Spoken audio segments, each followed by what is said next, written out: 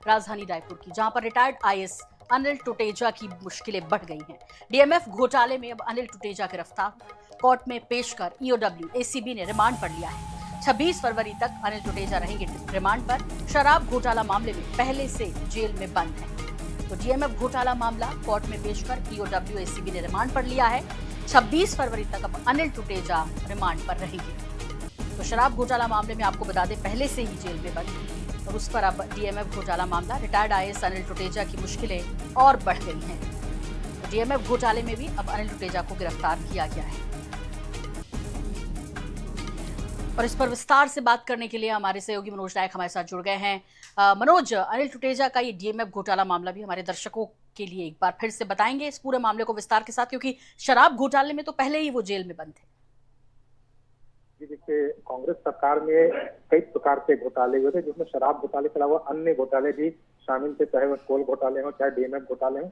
इसके अलावा जो है साथ ही साथ जो है कस्टम मिलिंग घोटाले, तमाम जो घोटाले हुए थे, तो कहीं ना कहीं तमाम जो घोटालों में जो तत्कालीन प्रभावी आईएएस अधिकारी रहे हैं अनिल टुटेजा, उनकी जो है लगभग जो है सभी घोटालों में विशिष्ट और प्रभावी भूमिका रही है, और इसी के चलते जो है उनकी गिरफ्तारी लगभग सभी घोटालों में हो चुकी थी। और अब आज एक बड़ी फिर से कार्रवाई उनके ऊपर ईओडब्ल्यू एसीबी ने की है। डीएमएफ घोटाले मामले में उनकी गिरफ्तारी की गई है और ईओडब्ल्यू एसीबी ने उन्हें कोर्ट में पेश कर 26 फरवरी तक की रिमांड पर लिया है, ताकि उनसे आगे की पूछताछ की जा सके, क्योंकि ईओडब्ल्यू एसीबी के पास पर्याप्त जो है डिजिटल साक्ष्य आए हैं कि इसमें किस प्रकार से जो है डीएमएफ घोटाले में अनिल टुटेजा ने अपनी भूमिका निभाई थी। उन्होंने विभिन्न फर्मों को काम दिलाने के नाम पर जो है मोटा कमीशन हासिल किया था। इसके अलावा जो है डीएमएफ घोटाले से उन्होंने जो अपने परिचितों एवं रिश्तेदारों को भी काम दिलवाया था, और इसमें भी उन्होंने बड़ा भ्रष्टाचार किया था। तो इन तमाम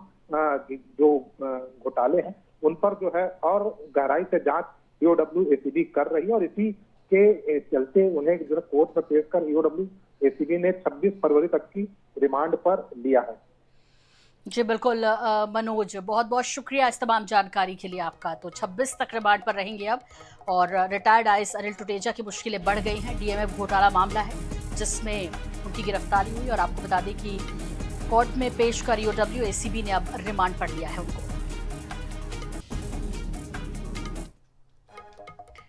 अगली खबर का रुख करेंगे, बिलासपुर से खबर है। बहुचर्चित शराब घोटाला मामला, सौम्या ने हाईकोर्ट में लगाई है 2 जमानत याचिकाएं। ईडी और एसीबी ईओडब्ल्यू के खिलाफ लगाई है याचिकाएं। सौम्या और ईडी की तरफ से बहस हुई पूरी, कल एसीबी ईओडब्ल्यू की तरफ से होगी बहस।